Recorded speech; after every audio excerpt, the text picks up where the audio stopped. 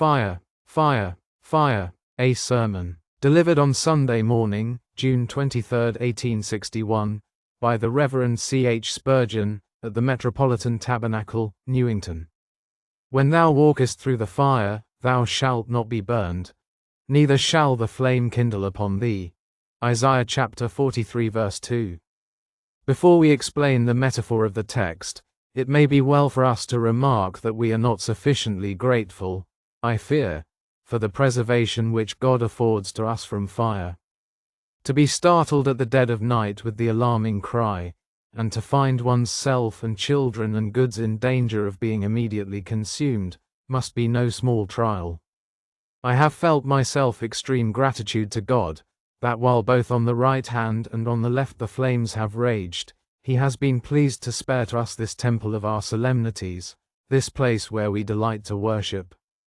And is it not meet that we should each and all render to Him our hearty thanks for sparing our habitations, preserving the roof under which we rest, enabling us to go out and to come in perfect safety?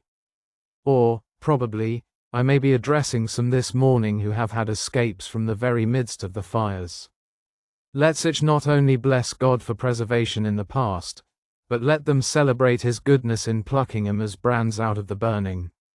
Let them be extremely grateful to God that while others this day are lying as a black heap of ashes who but yesterday were living men, we are still in the land of the living, unburned and unsinged. It was at least the hap of many of you, during the past week, and again last night, to witness a conflagration of awful grandeur, in which tongues of flame, mountains of fire, and pillars of smoke, made a spectacle to be gazed at with interest while it produced terrors and apprehensions that could awe the wildest mob into silence. With you and me it is a common mercy to be preserved day by day, and night by night from the devouring element. Yet when the dreadful catastrophe is within view, when those we know personally or by repute are sufferers, and when at the same time we look on with a sense of our own present security, then surely we ought to give more than a common expression of gratitude to God for mercies that at other times we are too apt to pass over unheeded as but the effects of a common providence. Never was a truer sentence uttered than when one said, "These mercies are not valued until they are lost, and these preservations are not esteemed until they are withdrawn." Let us thank God while we have the mercies, lest He be provoked by our ingratitude and take forth His rod and scourge us.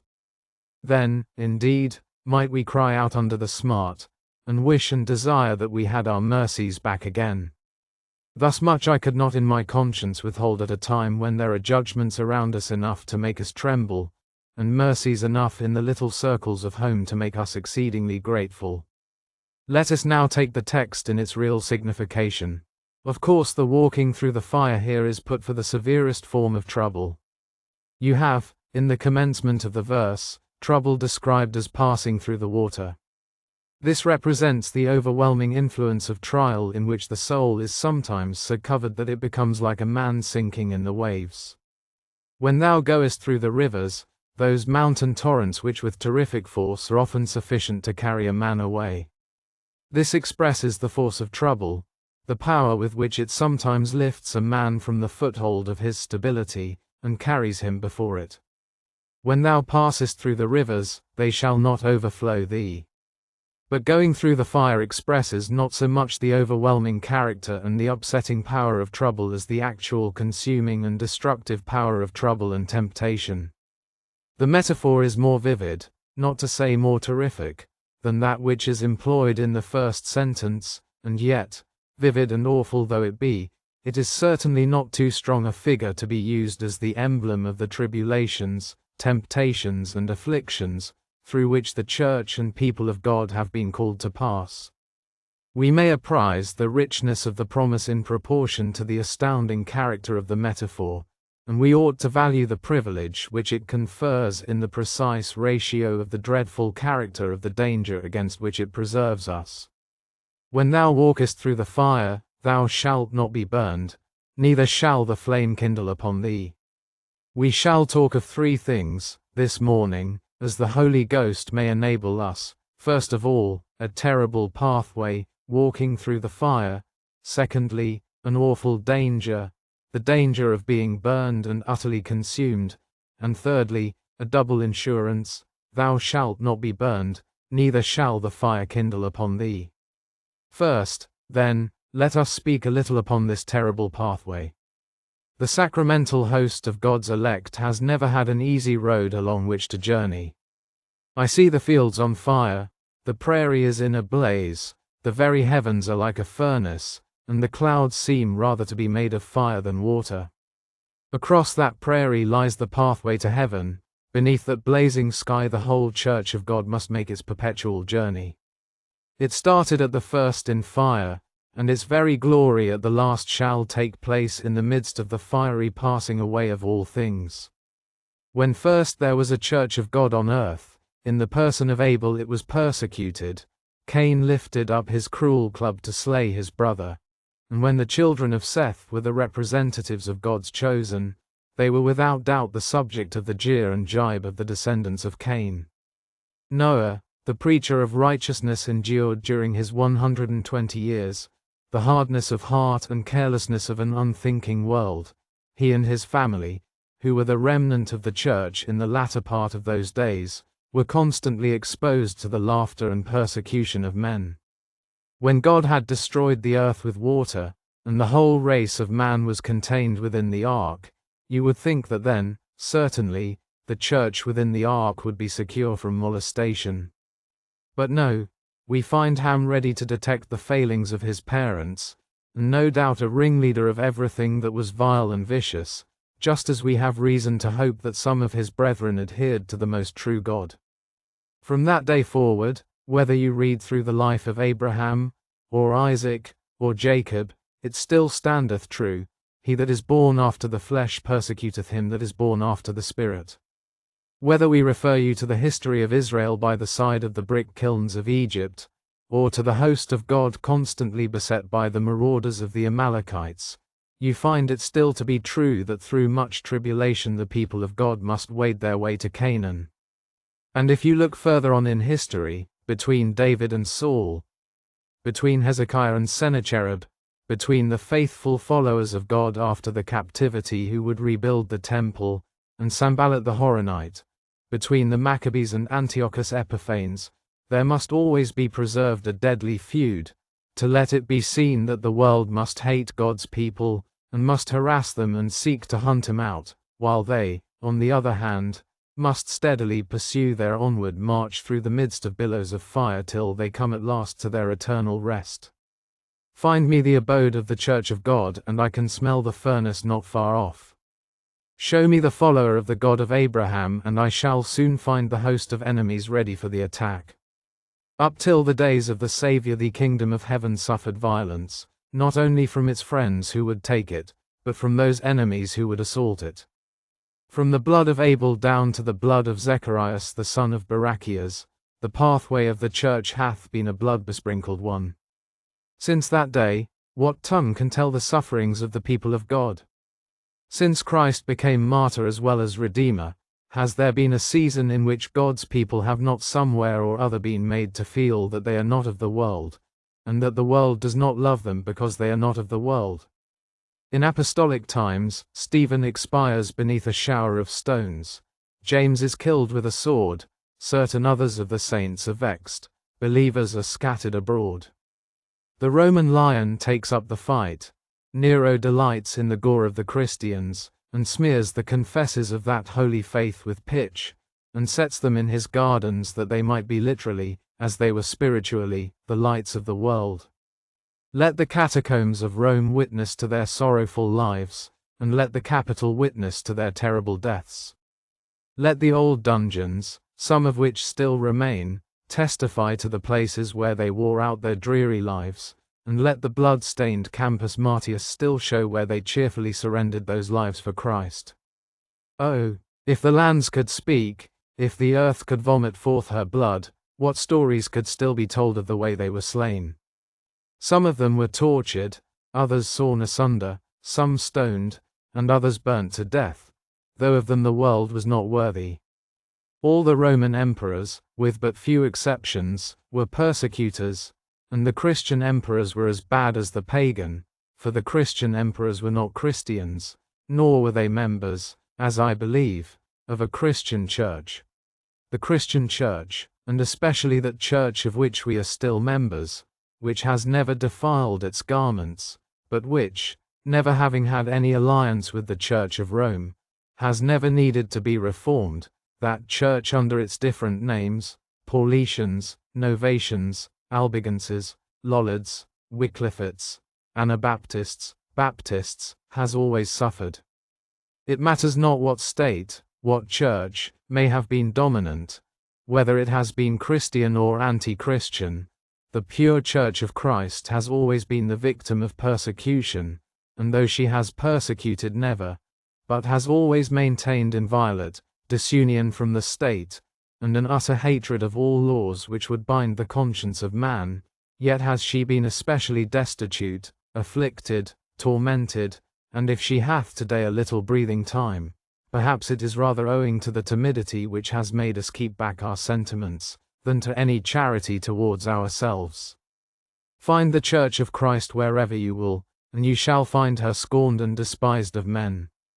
Find her in Scotland, and her covenanters have to hide themselves in the midst of the mountain, and read the word of God by the lightning flash, to escape from the dragoons of Claverhouse. Find her in England, and where was she?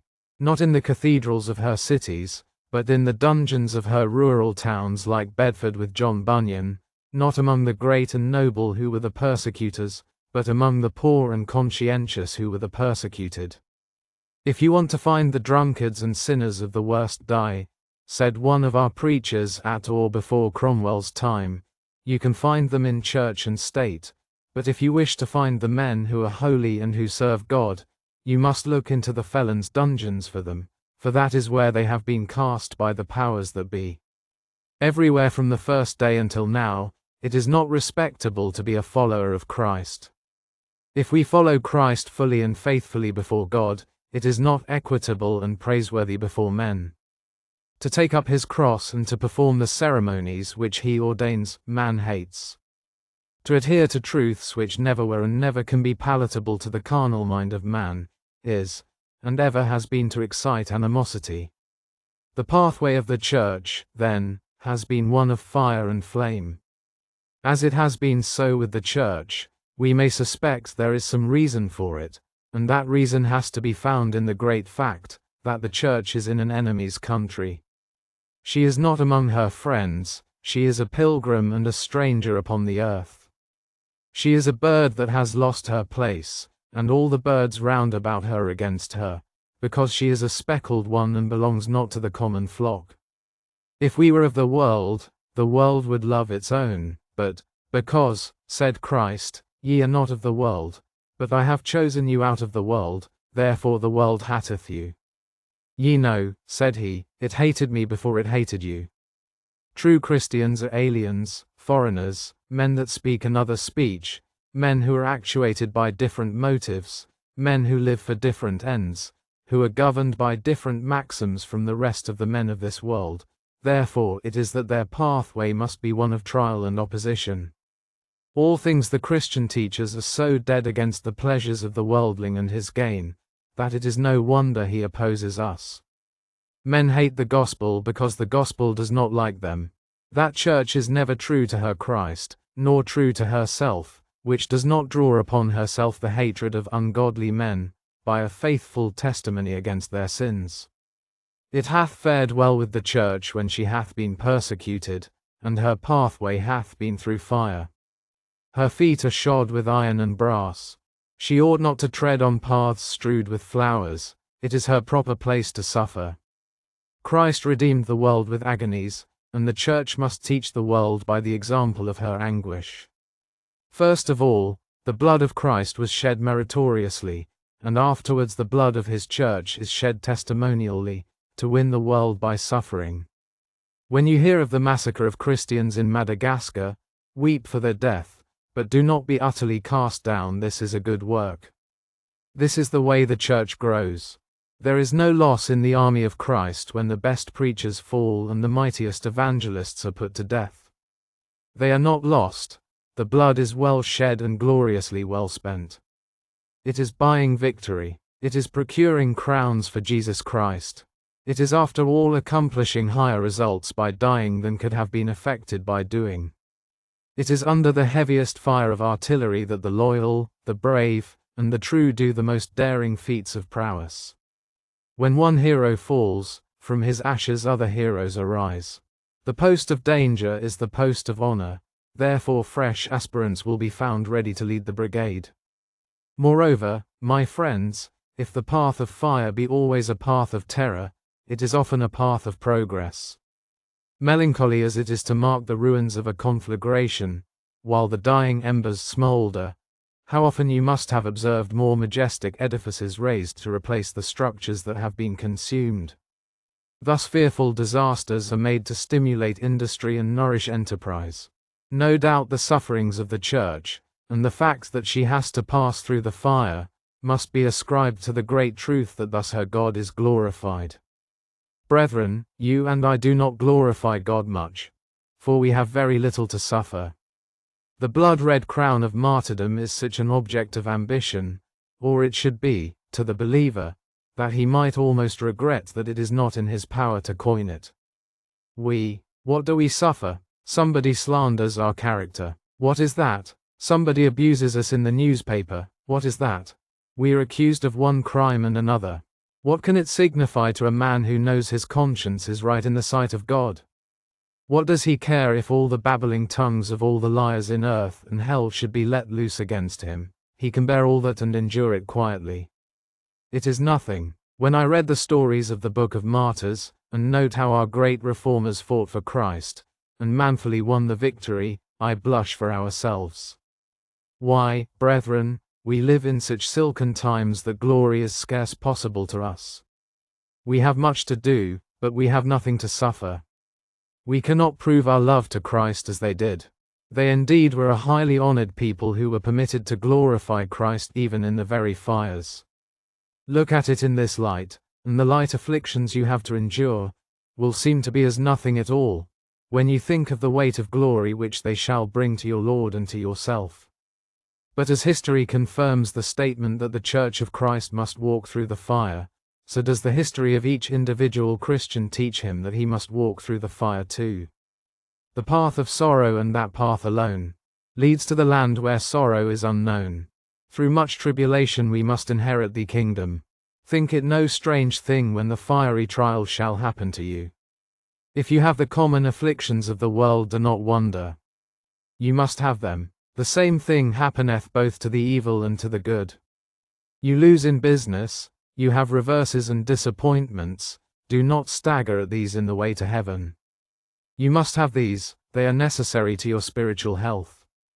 Worse than that, you have strange temptations, you are placed in a position where you are constantly exposed to sin.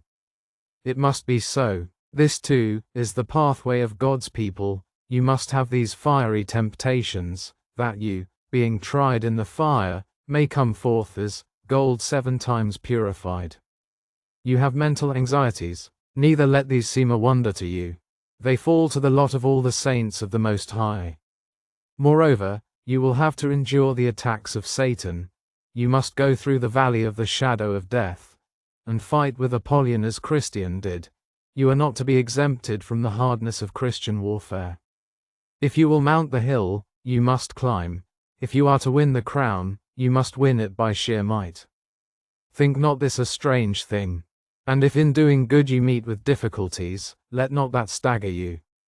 It is but right and natural. I tell you again, if there be any pathway in which there be not fire, tremble, but if your lot be hard, thank God for it. If your sufferings be great, bless the Lord for them, and if the difficulties in your pathway be many, surmount them by faith, but let them not cast you down. Be of good courage, and wait on the Lord, setting this constantly in your minds, that he has not promised to keep you from trouble, but to preserve you in it. It is not written, I will save thee from the fire. But, I will save thee in the fire. Not, I will quench the coals. But, they shall not burn thee. Not, I will put out the furnace. But, the flames shall not kindle upon thee. Write it down and expect it to come true. that in this world thou shalt have tribulation. Only follow thy glorious leader, be it through flood or flame.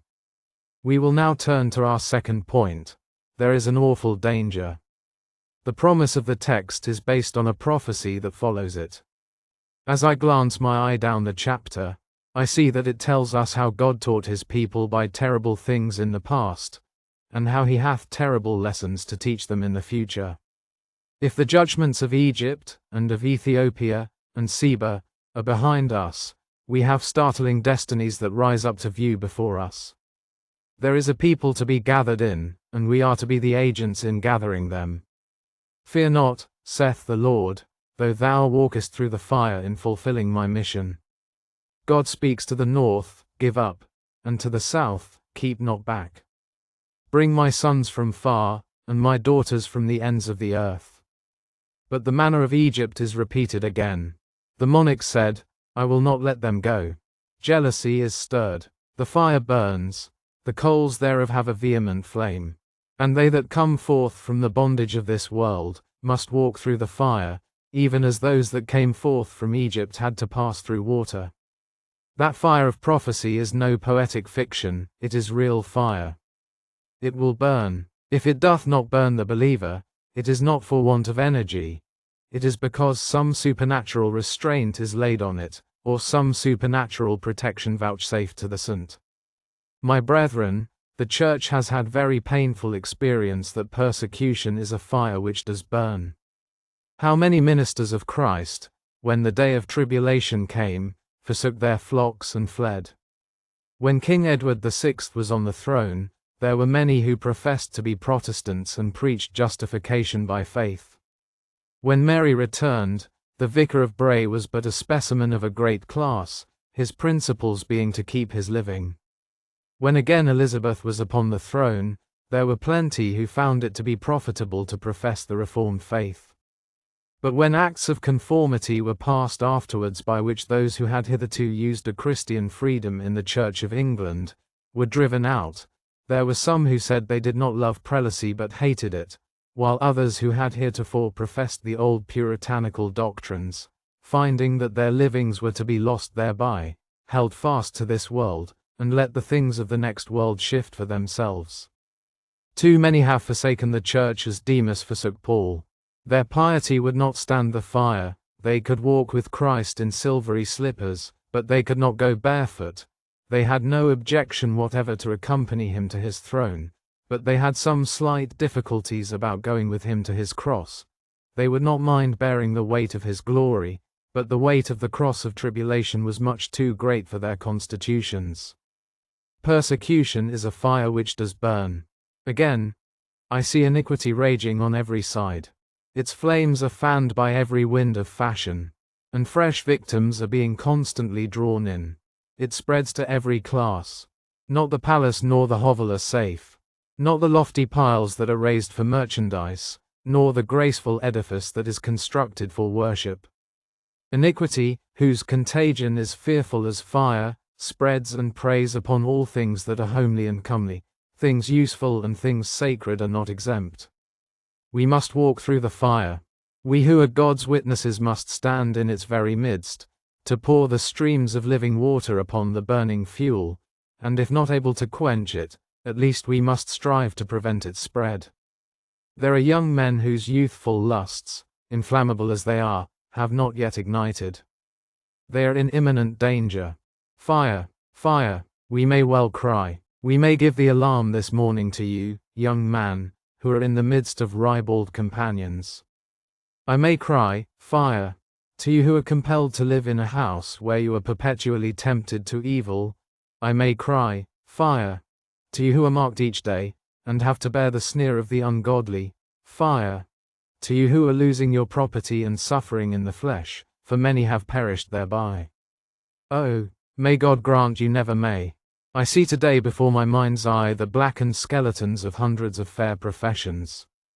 Multitudes have perished in the valley of temptation, who once, to all human judgment, had bid fair for heaven and made a show in the flesh.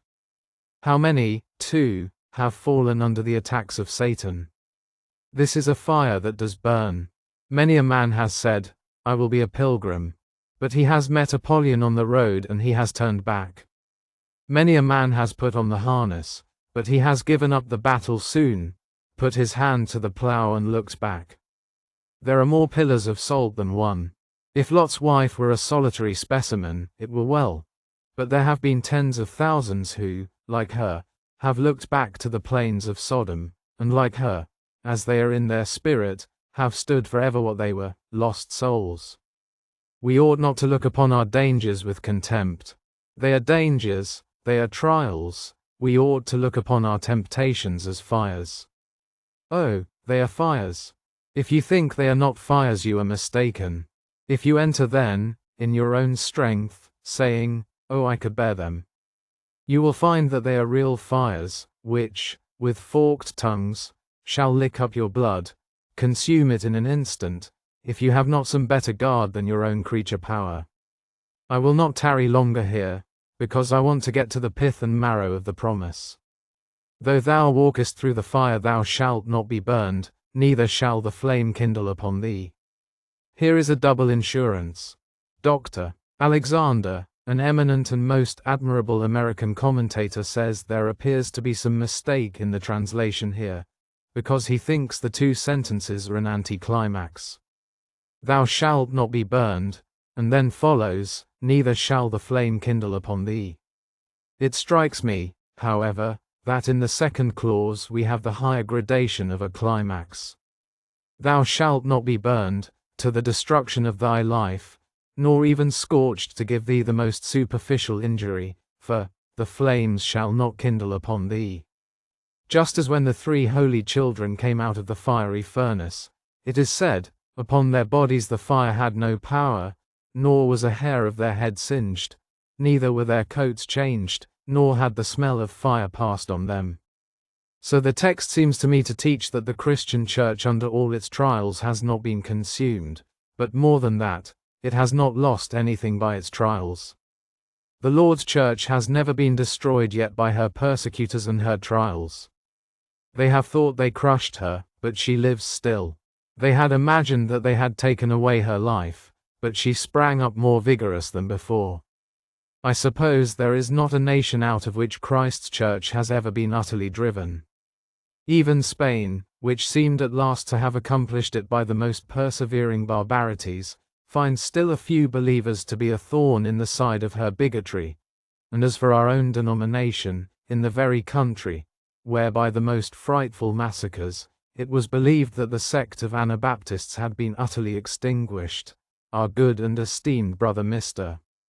Onken has been the means of reviving it, so that throughout all Germany, and in parts of Denmark, and Prussia, and Poland, and even Russia itself, we have sprung up into a new, vigorous, and even wonderful existence.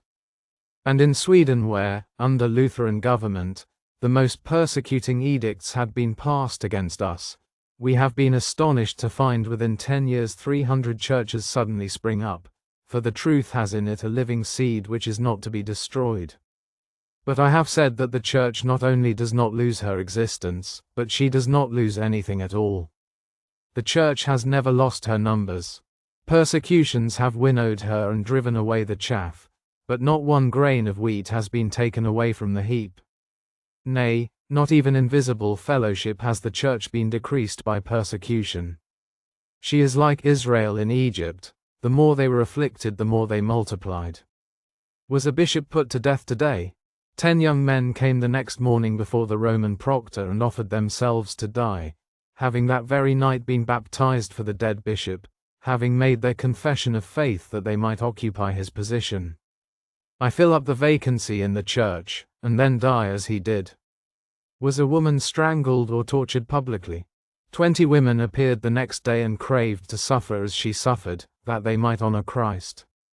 Did the Church of Rome in more modern times burn one of our glorious reformers, John Huss, yet did not Martin Luther come forward as if the ashes of Huss had begotten Luther? When Wycliffe had passed away, did not the very fact of Wycliffe being persecuted help to spread his doctrines, and were there not found hundreds of young men who in every market town in England read the Lollards' scriptures and proclaimed the Lollards' faith? and so depend upon it, it shall ever be. Give a dog a bad name and you hang him. Give a Christian a bad name and you honor him. Do but give to any Christian some ill name, and before long a Christian denomination will take that name to itself, and it will become a title of honor.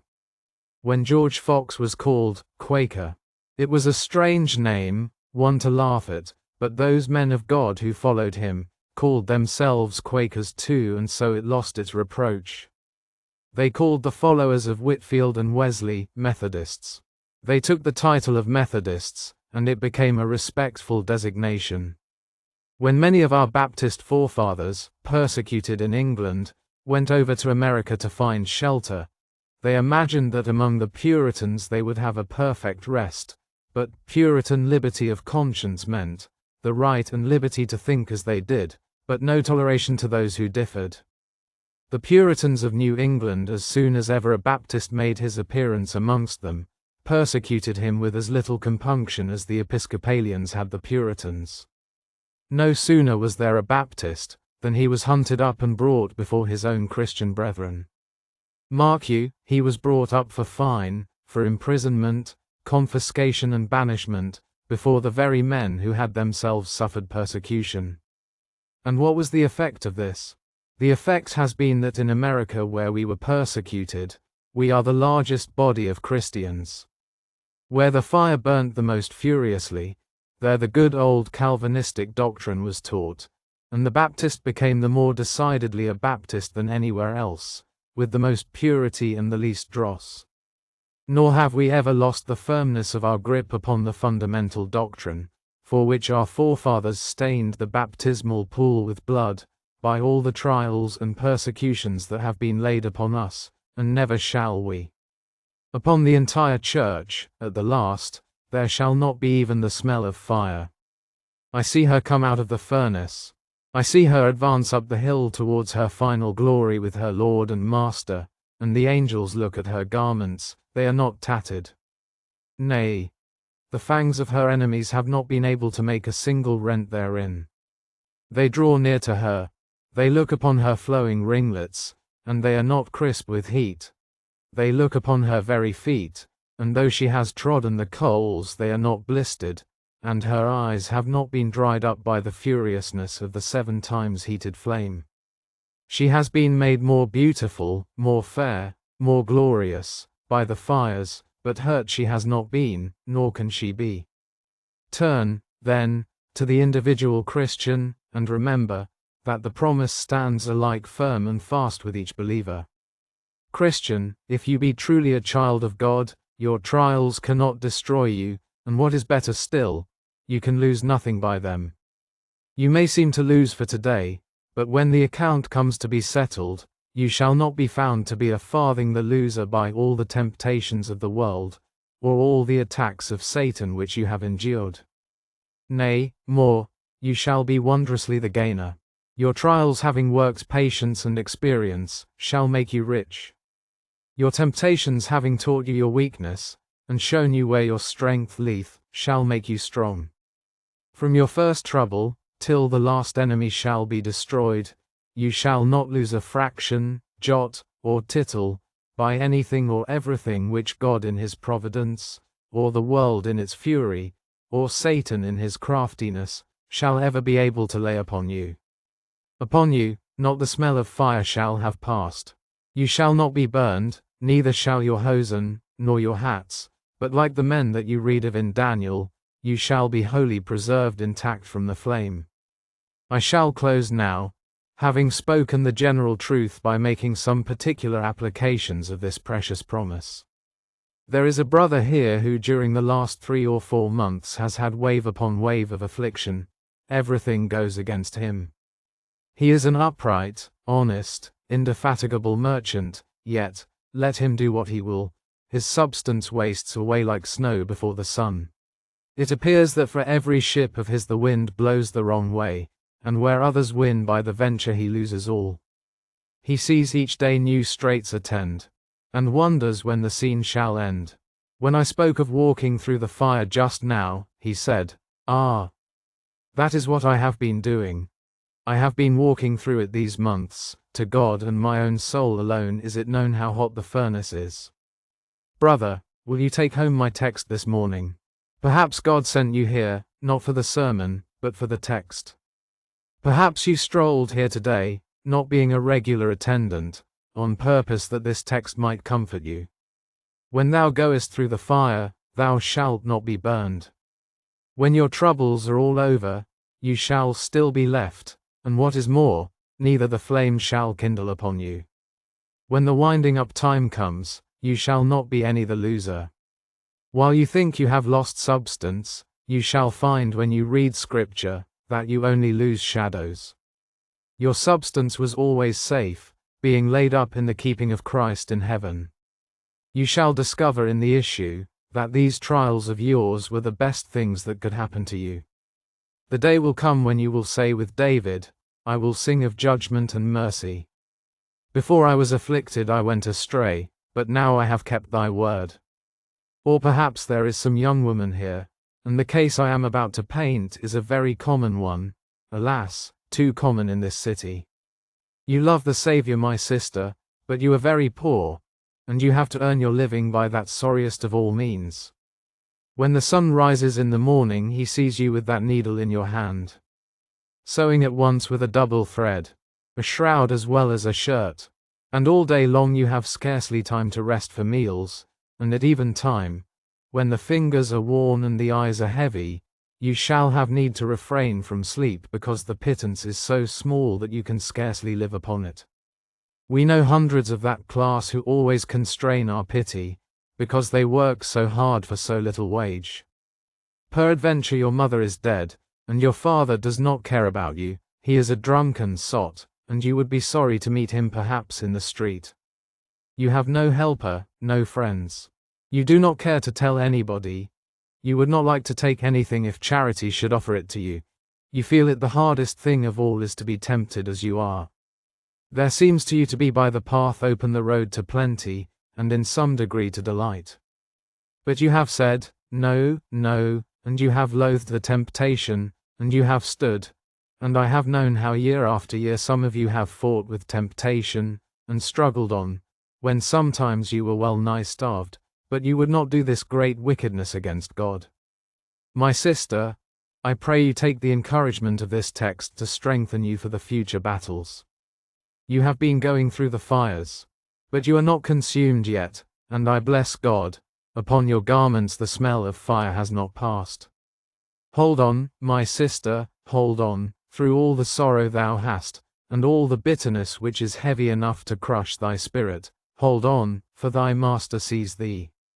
He will encourage and strengthen thee, and bring thee more than conqueror through it all in the end. I address, too, this morning, some youthful minds. Young men who love Christ, and as soon as they get home after attending the house of prayer, the taunting inquiry made by their fellow workmen is, you have been to some meeting house, I dare say. How cruel sometimes worldly young men are to Christian young men. Cruel, for when there are a dozen worldlings and only one Christian, they consider it to be honorable for the dozen to set upon one. 12 big tall fellows will sometimes think it a fine game to pass from hand to hand some little lad of 15, and make sport and mockery of him. There is honor, it is said, among thieves, but there seems to be no honor at all among worldlings when they get a young Christian in this way. Well, young man, you have borne with it. You have said, I will hold my tongue and won't say a word. Though your heart was hot within you, and while you were musing the fire burned. Remember what I have often said to you, the anvil does not get broken even if you keep on striking it, but it breaks all the hammers. Do you do the same? Only hold on, and these fires shall not consume you. If the fires should burn up your piety, it would only prove that your piety was not worth having. If you cannot stand a few jokes and jeers, why, you are not builded together in that habitation of God which he hath made fireproof. Bear up, and in the end you will find that this hard lot of yours, this severe discipline, did you a deal of good, and made you a better man than you ever would have been if you had been dandled on the lap of piety, and kept from the battle. In after years your high and eminent post of usefulness may be, perhaps, owing to the severe and harsh discipline to which you were put in your younger days. It is good for a man that he bear the yoke in his youth. Or, mayhap, I am speaking to someone who has met with opposition from his own ungodly relations. Remember how Jesus said, I am come to send fire on the earth, and what will I, if it be already kindled? From henceforth there shall be 5 in one house divided, 2 against 3 and 3 against 2. Perhaps your father has threatened you, or what is more bitter still, your husband has threatened to discard you. Now indeed you are walking through the fires. He rails at your godliness, makes a mock of everything you love, and does his best by cruelty to break your heart. My dear sister in Christ, you shall not be burned by the fire. If grace be in your heart, the devil can't drive it out, much less your husband. If the Lord has called you by his grace, all the men on earth, and all the fiends in hell can't reverse the calling, and you shall find in the end that you have not suffered any loss, the flame has not kindled upon you. You shall go through the fire and bless God for it. From a dying bed, or at least through the gates of paradise, you shall look back upon the dark path of the way and say, it was well for me that I had to carry that cross, and that now I am permitted to wear this crown. Who is on the Lord's side this morning of this congregation? While Jehovah speaks on high in the thunder, let us speak on earth in tones of earnestness. Who is on the Lord's side among you? You that are not, be warned. Tophet is ordained of old. He hath made it deep and large. The pile thereof is fire and much wood. The breath of the Lord, like a stream of brimstone, doth kindle it. You that are on his side, set up your banners today.